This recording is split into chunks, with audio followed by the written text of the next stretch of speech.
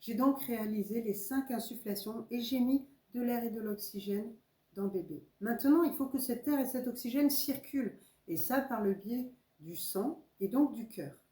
Donc l'oxygène va dans le sang, et moi, par le biais des compressions thoraciques, donc je vais pouvoir faire circuler le sang dans le corps de bébé. Pour faire ces compressions thoraciques, le geste est relativement simple. L'idée va être de comprimer la cage thoracique pour pouvoir en fait permettre le passage de tout ça. Il existe différentes techniques pour faire ces compressions. Une des premières, en fait, va être de comprimer avec les doigts. Donc après, si vous êtes droitier, gaucher, qu'importe. En tout cas, vous avez sur la partie du thorax une zone dure qu'on appelle le sternum. Vous pouvez le sentir de votre côté.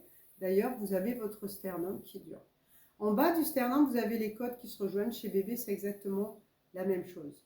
Le bas du sternum est très fragile à cette jonction des côtes. Et d'ailleurs, vous pouvez le sentir. Vous avez comme une appendice ici qui est très fine. Donc l'idée va être de faire des compressions au-dessus de cette partie fragile chez le nourrisson. Donc, on va poser en fait 3 doigts au niveau de la partie basse du sternum, le 3e doigt posé sur cette zone plus ou moins fragile.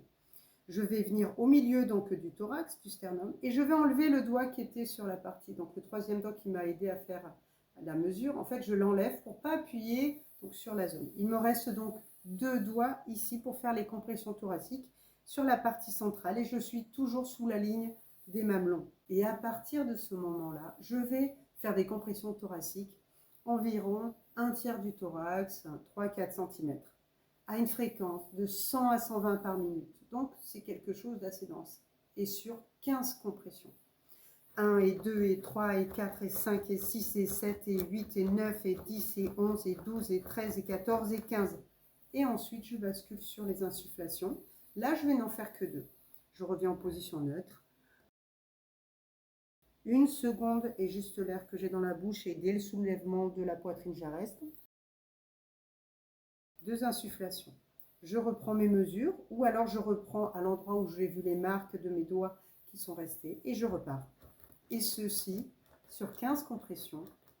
Et ensuite, nous allons réaliser les 2 insufflations.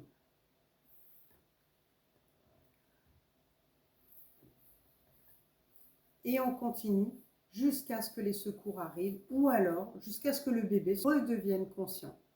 Vous avez normalement toujours les secours près de vous au niveau de votre téléphone. S'ils vous ont dit de raccrocher, que vous continuez la réanimation, dans tous les cas, vous gardez votre téléphone à côté de vous.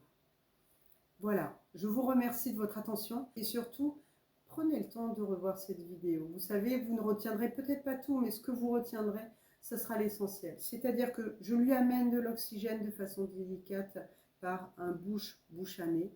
Je fais des compressions pour faire circuler cet oxygène et surtout j'appelle les secours, et là vous serez coaché. Il y a un pompier qui va vous guider si vous ne vous rappelez pas ou s'il faut ajuster vos gestes. Vous ferez le mieux et c'est simplement ça qui compte. À bientôt.